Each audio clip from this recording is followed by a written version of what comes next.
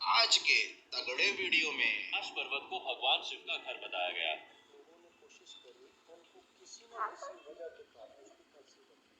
जब आप ऊपर जाएंगे तो हवा थिन हो जाती है। जैसे आप कैलाश पर्वत पे जा रहे हैं, कैलाश की ऊंचाइयों पर विजय हासिल कर पाना इंसान के बस की बात ही नहीं।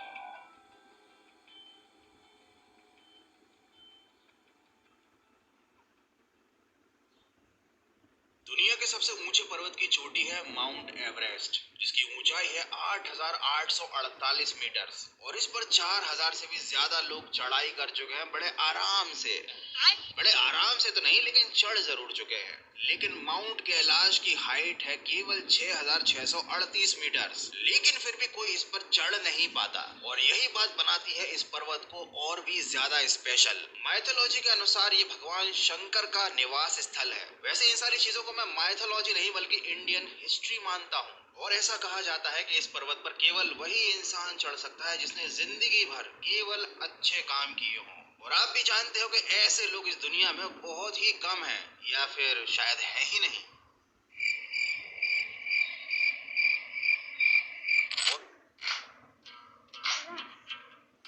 के अलावा इस पर्वत पर आज तक कोई भी नहीं चढ़ पाया है। लेकिन भैया साइंटिस्ट ये सारी बातें नहीं मानते। इस पर्वत पर कोई क्यों नहीं चढ़ पाता, इसका रीजन साइंटिस्ट तो कुछ और ही बताते हैं। उनके अकॉर्डिंग कैलाश पर्वत पर हाई अमाउंट ऑफ रेडिएशन है, तो जब भी कोई इस पर्वत पर चढ़ाई करने की कोशिश करता है तो इस रेडिएशन की वजह से वो बेहोश होने लगता है, उसे हेलुसिनेशंस होने लगते हैं, उसकी तबीयत बिगड़ने लगती है। और जो हाइकर्स इस पर चढ़ नहीं पाते वो ये बताते हैं कि इस पर्वत का जो एंगल है वो 65 डिग्री का है और इसीलिए इस पर चढ़ पाना बहुत ही ज्यादा मुश्किल है। लेकिन एक बात मुझे समझ में नहीं आई कि भैया इतने हाई रेडिएशन के बाद और 65 डिग्री के एंगल के बाद भी मिलारेपा इस पर्वत पर कैसे चढ़ गए थे। जब बात साइंस की चली रही है तो चलिए आपको एक बात और बताता हूँ।